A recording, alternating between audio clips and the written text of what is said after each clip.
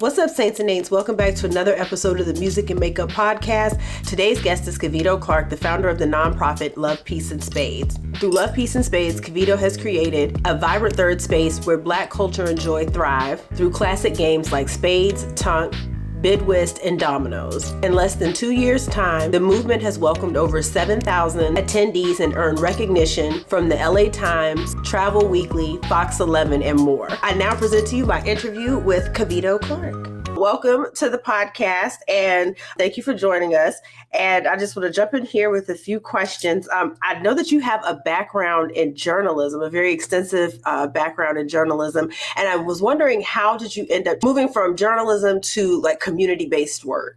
Well, thank you for having me on the show, first and foremost. I'm really excited to be your first interview. So shout out to everybody listening. We're making history right now. Yes. My background in journalism, it's a bit over 20 years now. I was coming in the game at a time when people were still writing for magazines and newspapers. So I was part of the class that came in as digital media professionals. And as of 2022, when I came out to Los Angeles, it was for post-divorce and to get away from the snow in New York City. And I ended up working at this company that everybody knows that it's BT for, I guess, transparency, but I was on their .com side editorial, and my contract wasn't renewed, and I needed to find something else to do while being in Los Angeles. And I had an extensive career here in journalism, and I just started looking around to my left and my right. And I worked with Still Rising, which is a company here in Los Angeles that produced the Leimert Park Juneteenth Festival. So I was engaged in that element already, and I had friends who were really a part of the community as natives. I just wanted to take something that I had done from my college years, playing spades with people, and do something that would help address some of the emotional traumas that are not only with the game, but within our community. And that's how Love, Peace, and Spades came to be. So I was going to ask you that, what inspired the creation of Love, Peace, and Spades? And I heard you mention that you learned to play or started playing, in college. And that was one of the big things in college. That was a game that really brought a lot of us together. When you're first at college, trying to meet people, I know the cards would just bring people together. Now, I know that the events offer other games like Whist, Dominoes. I saw Uno in there as well. But why was Spades chose as the main vehicle? So like you were saying, when I was in college, that was the thing that brought us all together. Like we'd play in between classes, we'd go to people's houses and play. We had fun really just being engaged in spades play. When I went to New York I went to Kent State University, so in Ohio, when I left Ohio to New York, people would play, but they'd have different sort of feelings about it. They would feel, I didn't know how to play, or they would play a certain kind of way with people and didn't play the other ways. For example, I only play Joker, Joker, Deuce, Deuce, Ace. I don't know if I know Ace. Yep. And we would play, and that'd be fun. But when I got to LA, it was unpacked even further, where you had sincere trauma, like, oh, someone tried to flip a table over on me, or I reneged and somebody cussed me out, so I don't play. You know how people get, all these tropes that come with playing spades, which I have a theory about that, but ultimately Love, Peace, and Spades came as a result of wanting to address those emotional traumas and create what we call a hush harbor. Hush harbor, for those listening, is a period in time when Black Americans or Africans were enslaved, and we would go somewhere private. We would find a way to get away, not necessarily escape, but be able to do our own religious practices or to commune with our fellow brothers and sisters. So while everybody says safe spaces and sacred spaces, and those are apropos, we consider ourselves a hush harbor in the form of where people can come to our events and be themselves, be around people who look and act like them, not feel othered by outside communities. And I also like that you all create a space about learning how to play spades. And I know you all also offer that, because that can also be a barrier. I'm not going to lie. I'm one of those, I don't have the patience to teach. So I always point people, I'm like, that is a great resource, like for like people who genuinely want to learn how to play, but they don't have anyone to teach them. And I like that you all have created like a space for someone's not left out, that could still go and learn how to play and then work your way, up to a table. That's kind of even how I learned how to play spades. Like someone had to take me, aside and then teach me how to play slower, teach me the rules. So I find that is just amazing that you all do that you all offer the lessons. Thank you. So I wanted to also ask, when was there a moment, maybe with one of the events, where you realized that this was just bigger than playing cards, that this was something that you were creating a space and not just like a game night? Well, first, let me say shout out to all the Spades Academy coaches, past and present, specifically KP, Joanna, Mark, and Yasmin. They really do a great job of holding us down at our events, both at the Line Hotel where we have our residency and outside when we're pulling up and playing with others. I really appreciate what they do to help educate those to play the games that we call Black Family Heirlooms.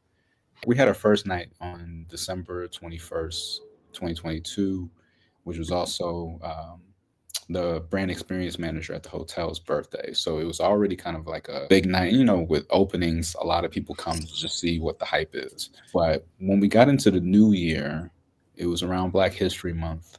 Par for our nights, kind of how they run previously, because we're in the mode of changing some of the gameplay elements. But basically, if you were to come to our event and let's say you ask all your friends, you ask all your family, hey, I'm going to Love Piece of Space. I want to have you come with me as my space partner. Like, girl, I don't like how you play, or, I can't come for whatever reason by yourself.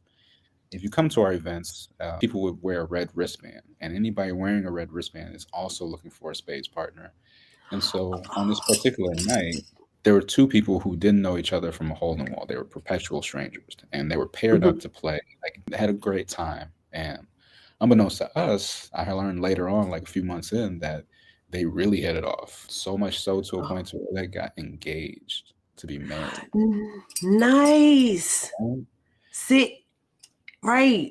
And it's like bringing people together. I think I saw a story of two women that met there. They both didn't have spades partners, but I saw that. And I think I saw the engaged couple, but that's why I asked that question when it was something a lot bigger than that, because that's like creating friendships, helping meet people. I like the idea, as somebody who goes to things solo all the time, I think that is a great way to, with the wristbands, to make it not so awkward, because I'm also introverted. So the idea of like having to walk around and ask, like, do you want to be my partner? I think the wristbands are a wonderful idea for those of us that might be a little socially awkward in trying to meet people. I tell people to shake a hand, make a friend whenever they feel some kind of way about that. And again, big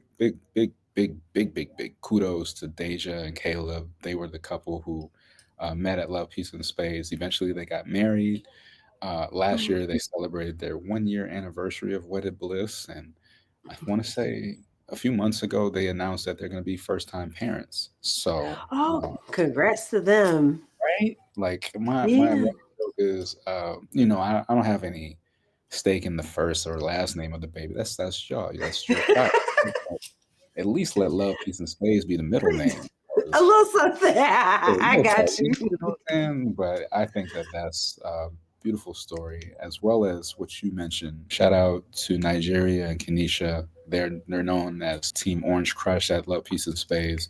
Now, they had already been in a relationship and known each other previously, but they found community at Love, Peace, and Spades. They were able to emphasize their relationship at the table. They participated in our tournaments, and they're also wonderful entrepreneurs and business people, including Tap Candles for reference, because if you come to our events, one of the things that you kind of witness is that no one's putting on any airs. No one's like trying to fake the funk. We really come as ourselves and engage with each other in that kindness that most people don't really think they see when they're at a spades table or when they're playing games with others competitively. Their story was unique because they ended up celebrating their wedding anniversary at our event as well. Or sorry, their relationship anniversary. And eventually when they finalized their marriage and we're now a married couple, it was just really beautiful to see how much they had ingrained themselves within our community. The event itself, from like the music to, I know sometimes there's food, visuals, how do you curate like the vibe of each event? Because I know that there's been sometimes for each month, you all will have a theme. Like I know there was HBCU, Black Family Game Month, just different themes. So I wanted to ask, like, what's the thought process behind that? The team, past and present, have always been people who want to be able to provide something different. Game nights, we're not reinventing the wheel here. It's Mhm. something anybody can do, and a lot of people continue to do, whether in homes or outside and go into venues and whatnot.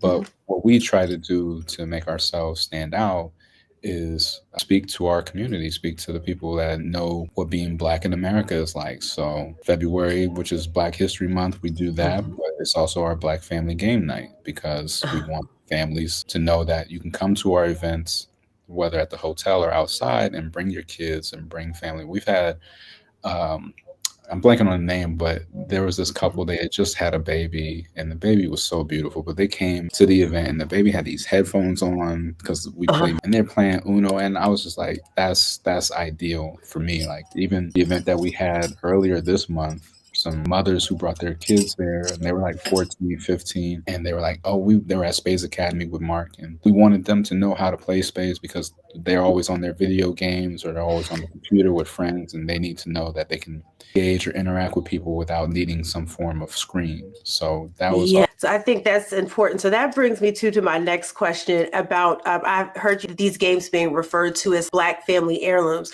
What, in your opinion, do these games mean to Black culture?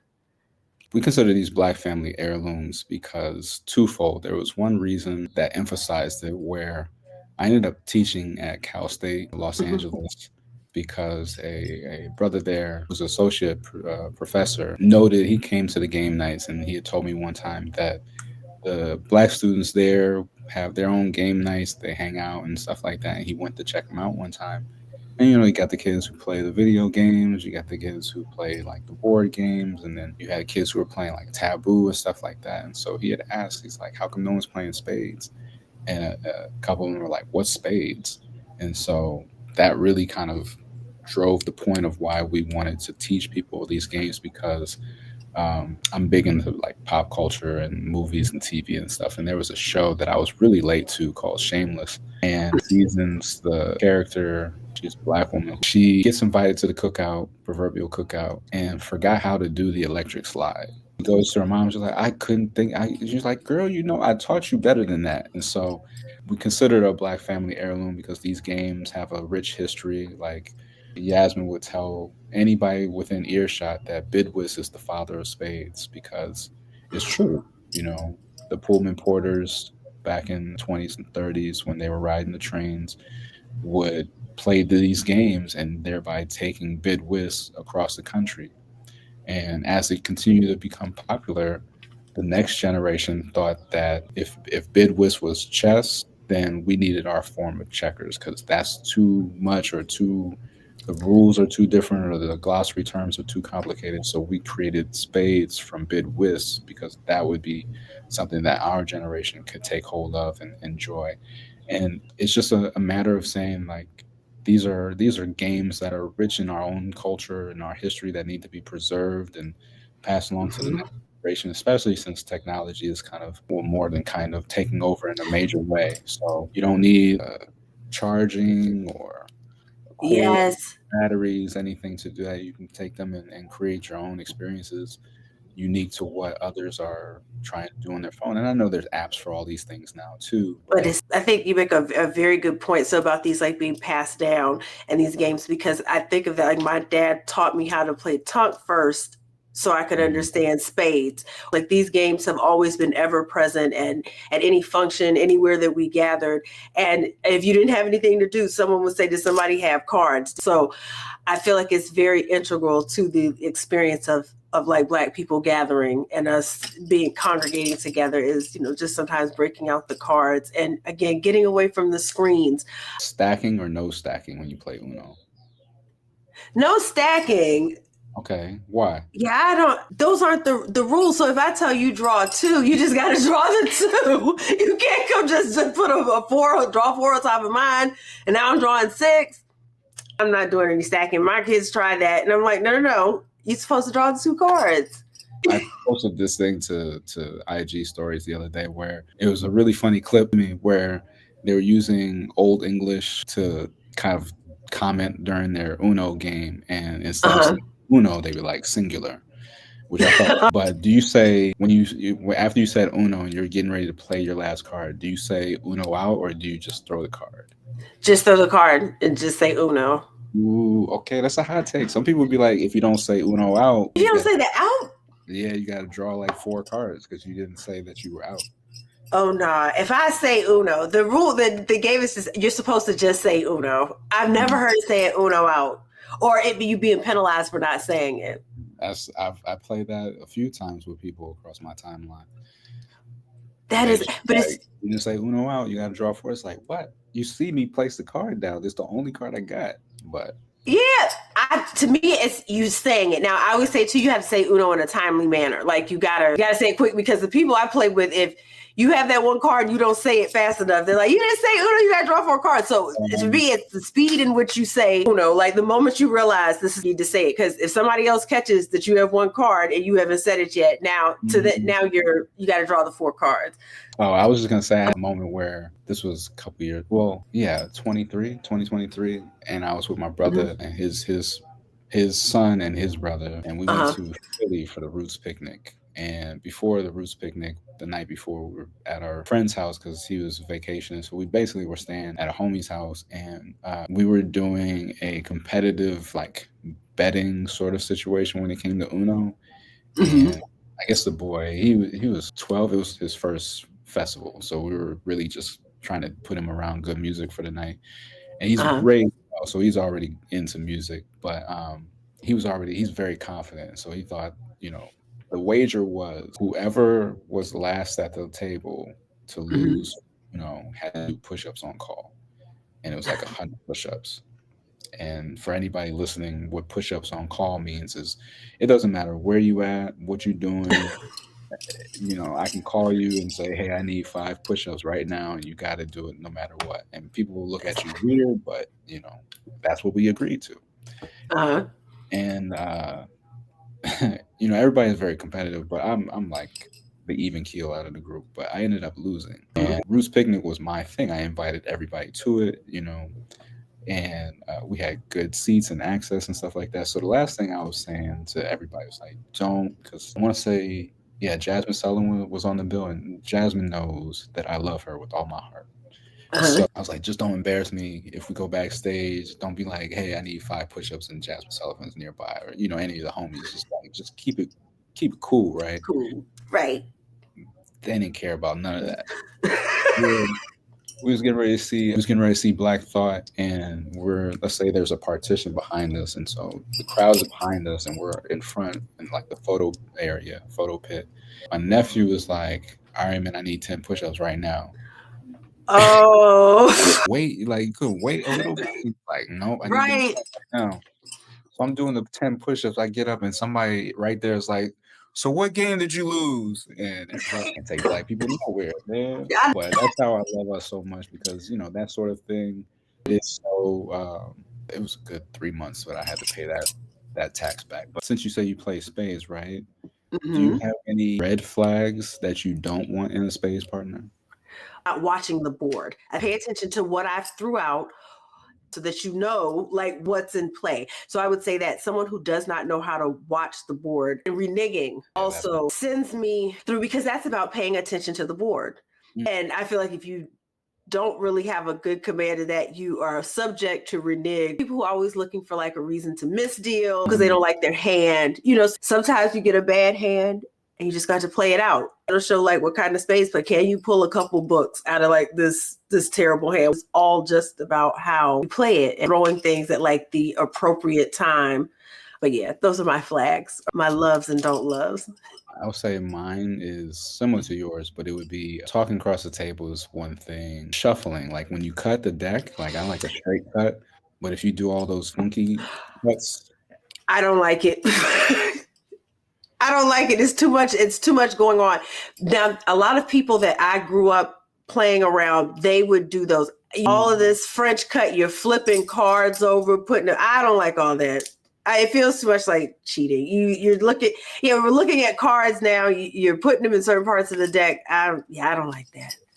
You have any others? No, those are my main two. I do ask people like, is saying play to win considered talking across the table? No, when I say play to win, like really understand how to play your hand, even if it's a bad one. Like know how to play that bad hand. Learn how are you going to make this 10 of clubs walk? In a situation. So it's like, that's what I mean. Play, like really think about what you're doing. Play to try to get the book under whatever circumstance that it is that you have, but like play to win. Yeah. Or bumping. Bumping is a red flag too.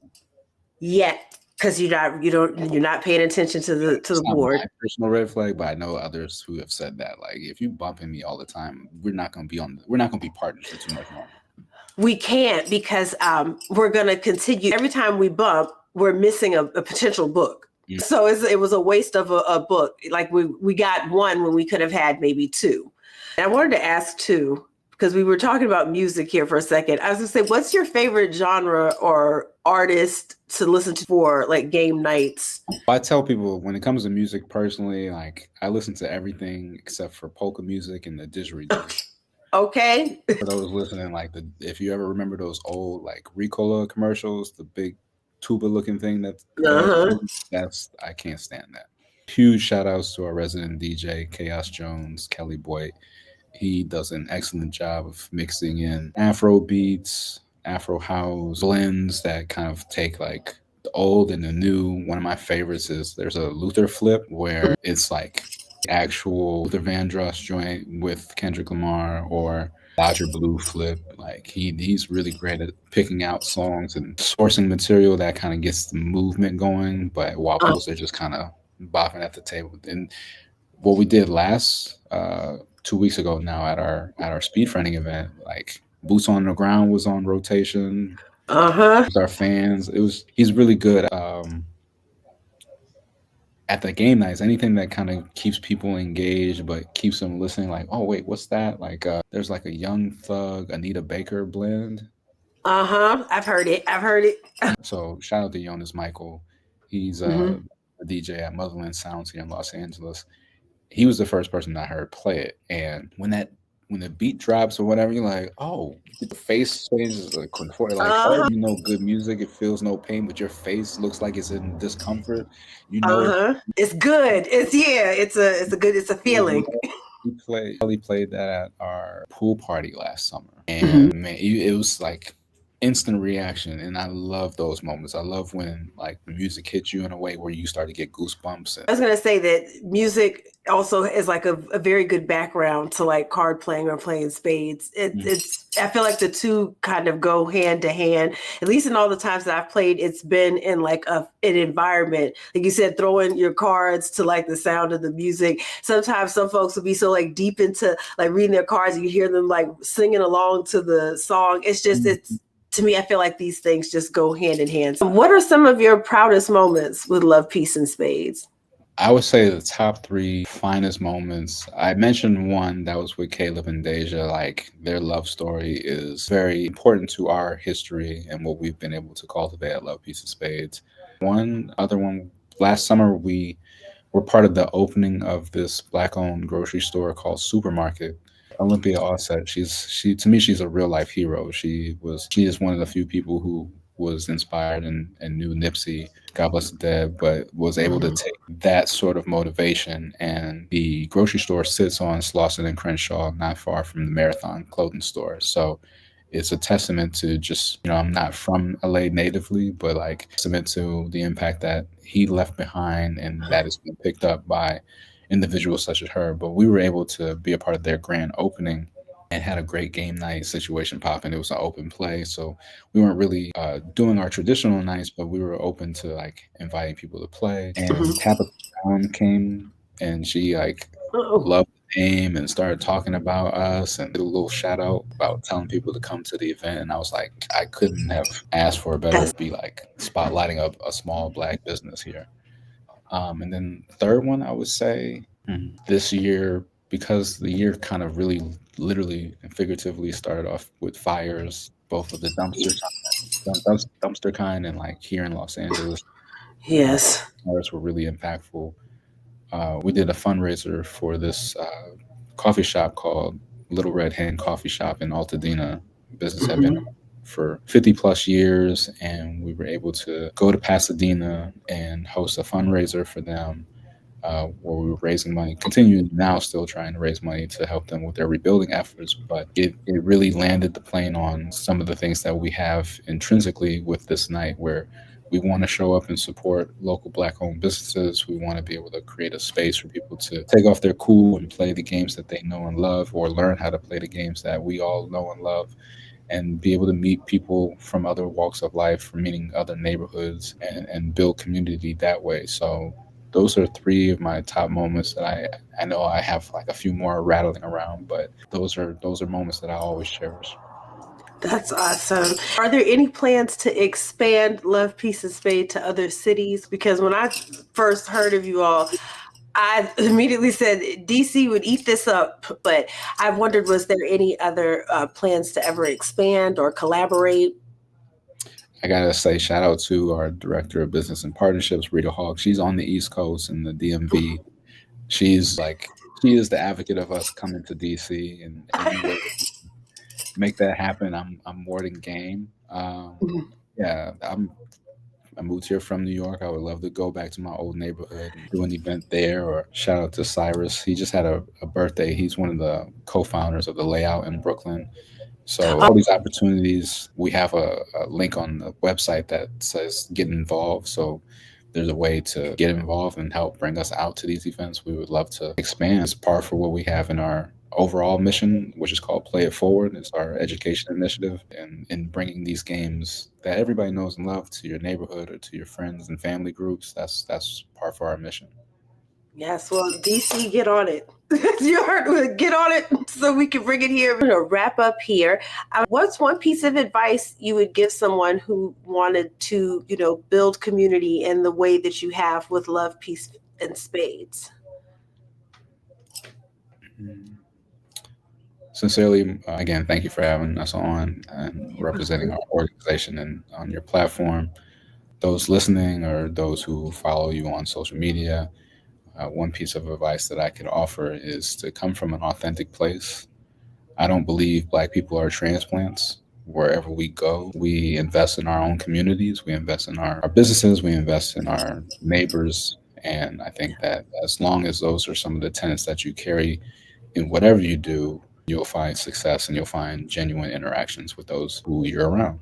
I love that. Well, thank you so much for being my inaugural interview on the Music and Makeup podcast. Thank you so much for coming on and sharing Love, Peace, and Spades with us. Thanks for tuning in, Saints and Ain'ts. I hope you enjoyed my talk with Kevito Clark from Love, Peace, and Spades. Their next event is on June 4th at the Line Hotel. If you want to register, included registration details down in the description box, as well as their Instagram, so you can follow them and stay up to date on all of their events. And to stay up to the date and the latest in music and makeup, don't forget to like and subscribe. Till next time, Saints and Ain'ts, love you. Bye.